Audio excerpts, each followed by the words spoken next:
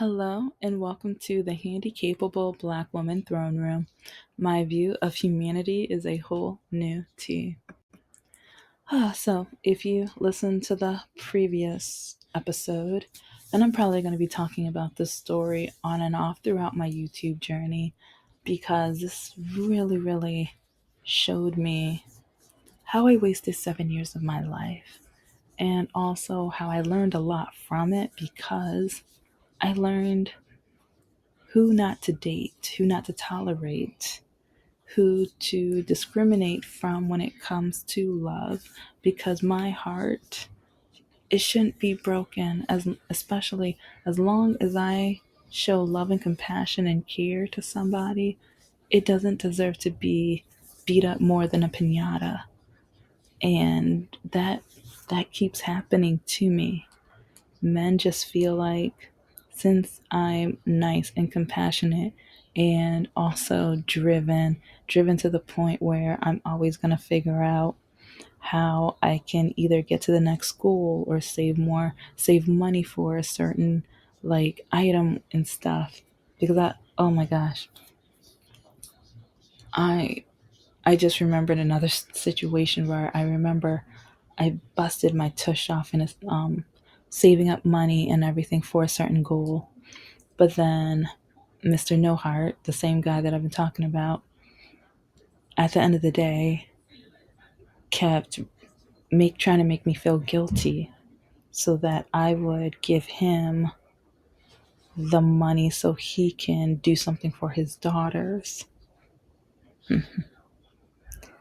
And yeah, okay, that's it's for another day, but yeah, there are so many examples from this no good person. And yes, it's my opinion, but the stories are evidence. And sometimes I wonder, what bad stories would he have about me? Because when did I ever, I'm not saying I'm perfect, but I I never did anything close to all the things he's did to me. And I wonder every day, why was he so determined to treat me like trash? Because he feels like his ex-wife, yet don't, I didn't, I wasn't in the middle. He was divorced. And was he so determined to treat me like how he felt his ex-wife treated him? Or is it because both of his parents divorced more than once? And so he felt like if he treated me the way he did, and especially since my walking and disability was getting worse, he thought that I would I would settle and be okay with it because no one else is ever going to want me. And yeah, no one else is ever going to want me, but at the same time I'd rather be alone than with someone like him. And so I'm going to get back to the story because okay. And yeah, I didn't even talk about the whole journey and everything, but like I said, I'm going to be talking about this situation on and off throughout my YouTube journey. So, I had the surgery. I remember having the conversation with the nurse, and I do remember showing the puppy gift to my sister, and she wasn't impressed because she already saw he was a waste of time. And I knew he was a waste of time, but back then, to be honest, throughout the entire relationship, I kept reminding myself of what my mother always told me. As long as you walk like that, no one's ever going to want you, love you, or marry you. And so, since he wouldn't, like, if I was in the right state of mind, once he told me he wasn't going to see me at my surgery, it would have been over. Once he told me he wasn't going to call me, would have been over. Once he told me he wasn't going to text me, would have been over. And once he did not, because this is prior, but the prior year when my mother passed away of cancer, yeah, he didn't even come. That's another series right there alone.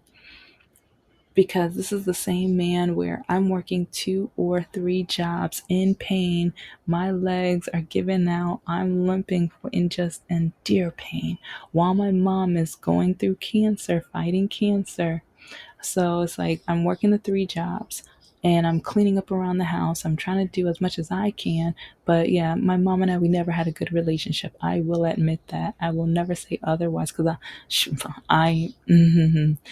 and that's one reason why I already have an episode on understanding why some people will never go home for the holidays, or they need years of healing, of self-reflection, or to shake off the pain and the trauma. I am in that club. But she was my mother, and even though we had an absolutely awful relationship, she did bring me up. She did raise me. So she's probably the reason I'm bullheaded, stubborn, and yeah. But when she died, I I remember begging him. I begged him so many times, telling him, I need your support. I need you. Can you come to my mother's funeral? He refused. It should have been over there, but I was still scared that I was going to end up alone. I was still scared that no one else was ever going to tolerate and want me because of how I walked. Because my mother told me, as long as you walk like that, no one's ever going to want you, love you, or marry you. And now that she passed away, part of me was just like, oh, well, I mean, eh, I'm not going to hear it from her anymore, but she said it so many times. It's kind of like a broken record in my brain. So now sometimes out of habit, I still tell myself, and I say it on the YouTube channel so many times, but I keep saying it because it's for over about 23, 24 years. Yeah. I'll say 20 years. 20 years I heard that told to me over and over and over again. So that's one reason I was scared to break up with him, even though, like, I was at a point where I begged for him to go to my mother's funeral. The only reason I didn't get on my knees because I knew I probably wouldn't be able to get up. That's how bad my legs were getting. That's how, and yeah, some people are like, oh, you were going to grovel? This was my mother's funeral. I needed support. I didn't have any friends. Most of the people in my Facebook group, they don't care about me. Most of them hope the worst for me. Most of them, they only want to be my friends so that if I do something or if I share something, they're going to turn around and call my sister so they can say, oh, she's wearing makeup. Oh, she's wearing this outfit. And I'll tell this story on another day. But when I was at Oakland University, there were times where I remember I worked at a tutoring center, and I'm going to circle back around, but I was at a tutoring center because I worked the night center. I had the keys to the closet or the office and closet. There were times where I was so like people kept calling either my mom or my sister telling them about what I was wearing, either makeup or clothing, or what I was like if they saw me in the OC, or they would literally call them to the point where I hid in the tutoring center closet to do homework and read, and sometimes just cry because I would get home and then my mother was telling me about, oh, you're trying this look, or it's like, and this was like days ago, and I'm like, you didn't even see me. How do you even know this? And so, it, like I said, it's complicated about my mom passing. I went through so much trauma, but I still needed him. I needed him because of the trauma. I needed his support because of the pain, because I wasn't I wasn't happy about, I don't know. It was so complicated because, yes, our relationship was absolutely awful, but she was still my mother and I needed him. And then the next year, my knee, I could no longer walk. I need I needed him. He refused. So I was there one night. I get home and guess who has to call every single day? And then physical therapy. He doesn't call me to check up to see how my physical therapy is. I have to take more blood work. Doesn't call me to see how that was. I'm always calling him. And then I'm like, oh, do you want to know about my blood work? Oh, yeah. How'd that go? What are the results? Okay, I had an MRI today. Oh, yeah. Okay. Oh, can I call you back? I'm busy. I had to have a CAT scan. And it was just to the point where test after test, physical therapy. Did they fix it yet? Do you know what you have yet? And it was just no compassion, no care. Because it was all, I always had to start the conversation. But then he would just be like, so they don't know. Okay, that doesn't make me feel better. Okay. I'm the one in the situation. It's like, you, I, So I learned where, to the point where, don't bring it up. But this was before COVID happened. I'm like, can you come to the house? Can you visit me? Because, yeah, he still has not, I have not seen him. Because my surgery was in January. I haven't seen him since, well, technically December, but that was only because he needed to drop off the money he owed me because his truck broke down and he didn't have enough money for a down payment for his new black car and everything like that. So, yeah. And I'm going to tell that, oh, when the holidays get closer, you are not going to believe what happened, what he had the nerve to try to do. But I asked because, yeah, and I saw him that December day for like 2 minutes because he came, dropped it off, and left. But he tried to make it look like it was a Christmas gift. That wasn't a Christmas gift. And then he put some stale peanut butter cookies in it. Those nasty stale cookies. Anyway. It's as, oh, those cookies were as stale as our relationship. So, anyway. So, I'm asking him to come and visit me. And at one point, he was like, okay, I'll come and visit. So, I remember we're planning and we're talking, and so I'm like, okay, I am gonna add a couple snacks on the grocery list and give my dad a little money so that when he goes grocery shopping, well, at least we'll have some good snacks. And I'll look up different options on Netflix that like he can come over, we can watch a movie and talk and catch up. So Saturday morning, I'm excited because I'm like, oh, I'm gonna finally see him. Even though he's never called me to check up on me or anything like that. Oh crap, this might be a three-parter, my bad. And I mean, there's so many things I'm skipping over, but just know I'm still calling him every single day. And he only mentions the fact that I am not diagnosed or anything like that when I bring up the subject. So, but I wake up that Saturday, I'm excited, I'm like, okay. And he doesn't have his daughters, nothing. So I call him, he does not answer. And it's around 11 o'clock noon. So I'm like, okay, you're normally up. And so I text him, yeah, can you let me know what time you're going to be here? Do you need the address again? Blah, blah, blah. So another hour or two go by, and then it's 3 o'clock, 4 o'clock. I almost want, now I'm thinking of Happy Days.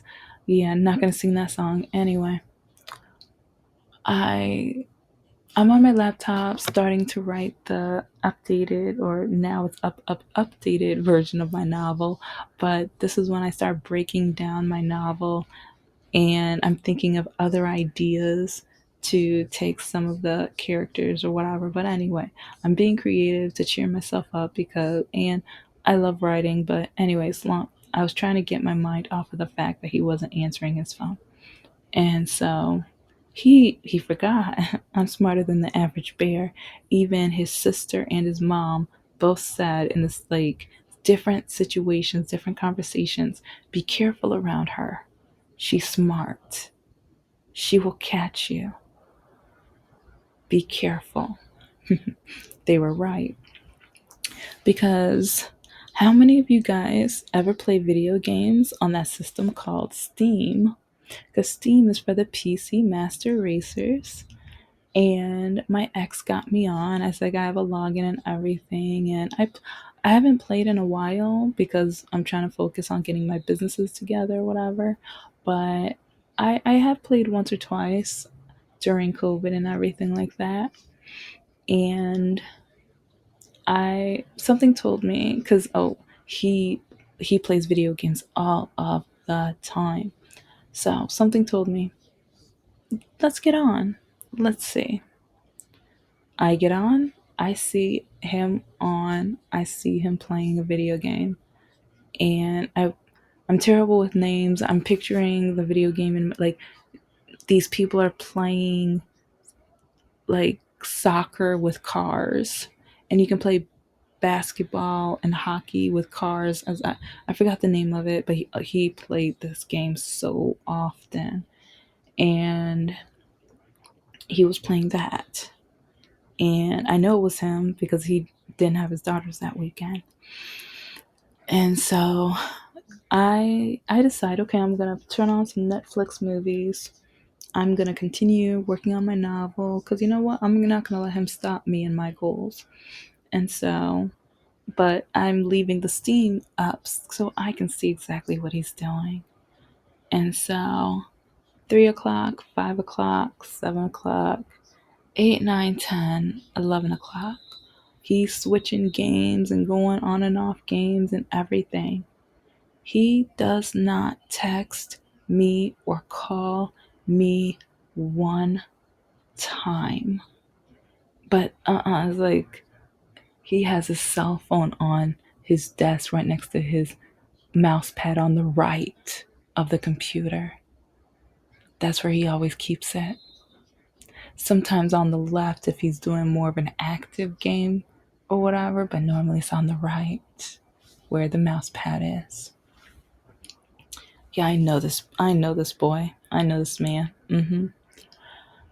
So I am frustrated. And some people might say you should have blown up his phone. Why am I gonna waste my time? Like he's showing me. He's showing me that I'm worthless. He's showing me that he never loved me. He's showing me that I'm not worth his time. He's showing me that he can do without. He's showing me so many things. That day he showed me I never mattered. Huh, ironically, Black Lives Mattered happened like 3 or 4 months later, but anyway. but oh yeah, and his mother and sister said I was racist because I was agreeing with Black Lives Matter.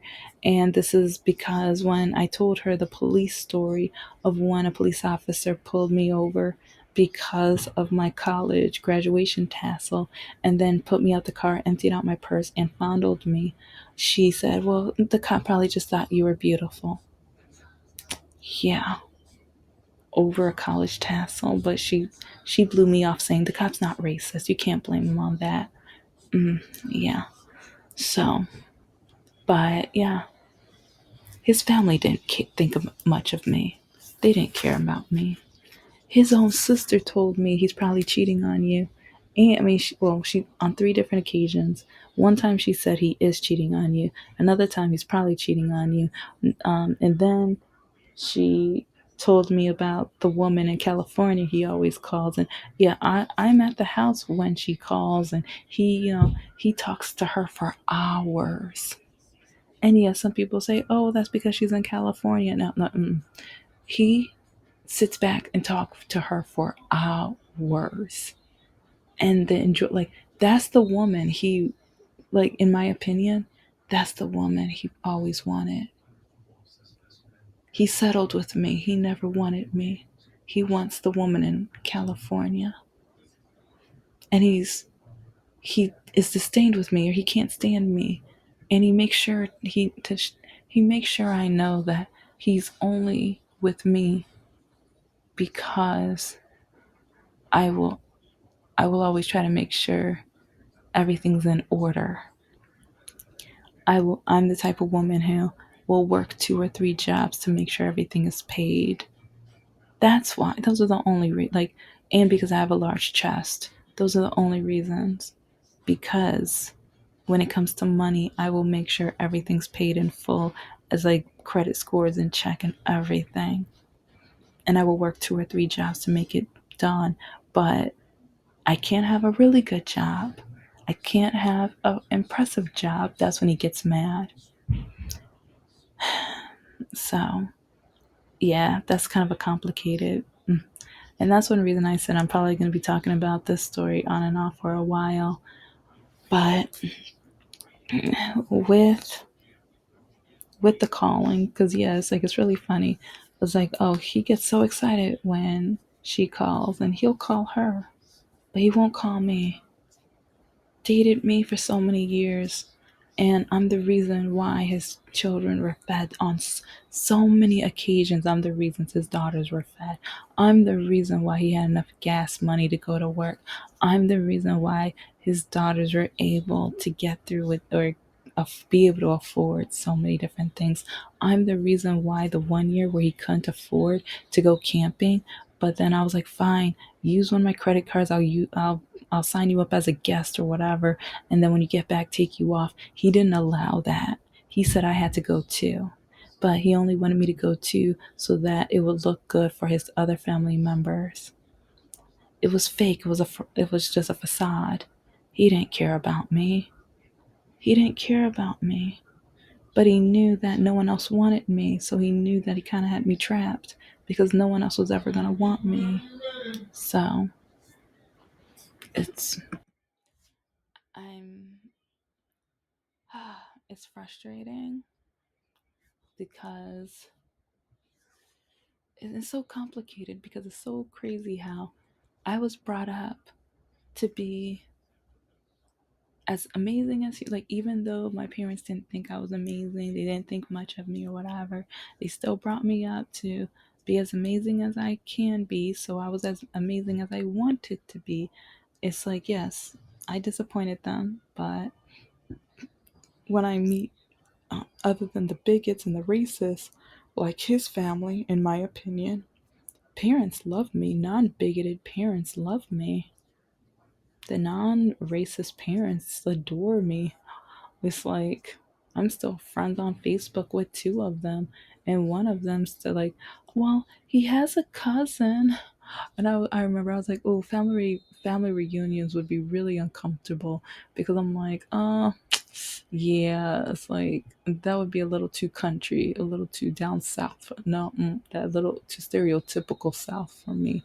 No, I'm not gonna be dating cut, like, not like, no, I can't, nope.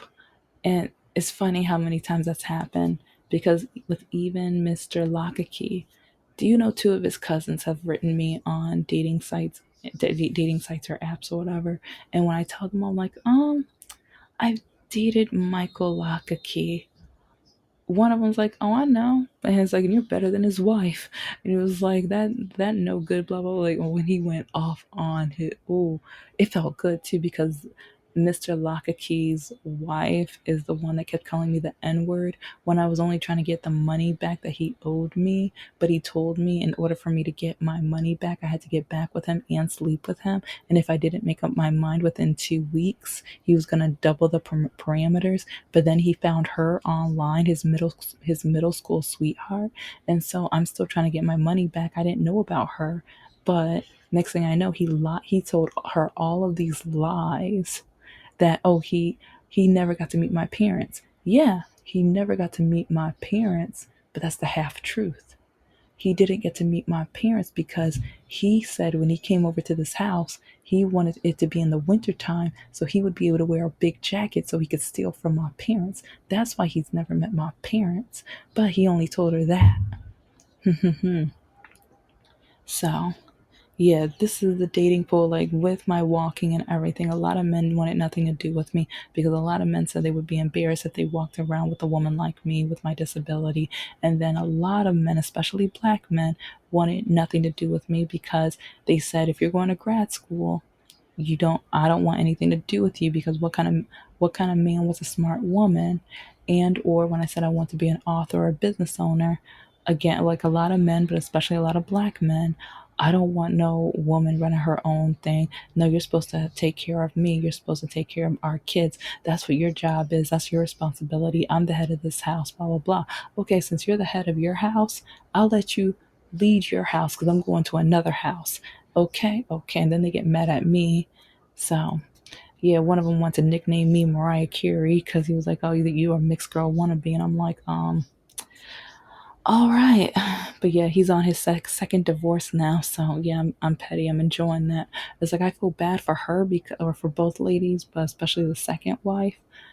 But because yeah, I really don't think she knew what she was getting into because he gaslit her and he love bombed her. So like he loved bombed her so fast. Within 2 or 3 weeks, he gave her tickets to go on a romantic cruise, and then they got back, and then he like drove her to some romantic getaway or whatever. Like when I say love bomb, he was spending money.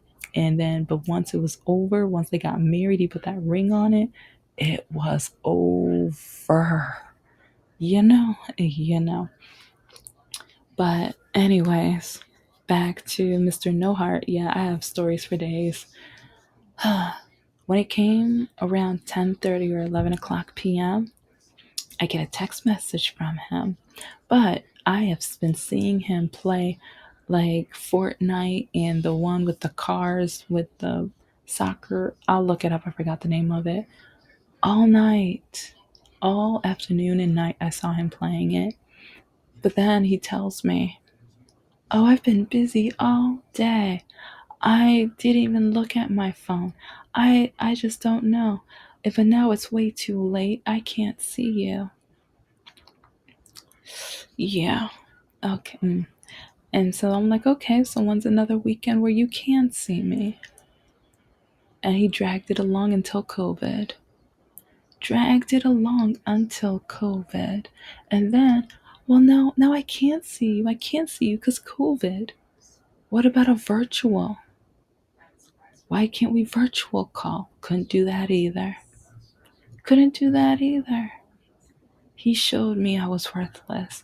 But then he kept, well, I'm going to do a part three because, and I'm like I said, I'm going to talk about this on and off for so long. But when I heard about this woman and her medical situation, this is all like within 30 days, 30 to 45 days of my surgery. Majority 30 days, but yeah, and it's so because yeah, he has not seen me a month after my surgery. Within 30 days of my surgery, hasn't called me once. But this is the Handicapable Black Woman Throne Room. I am a woman, I am of color, and I am handicapable.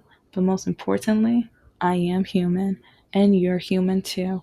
And never, like, I know my ending in the last episode was a little but watch how people treat you. And in return, watch how you treat others. Because it should be like a boomerang.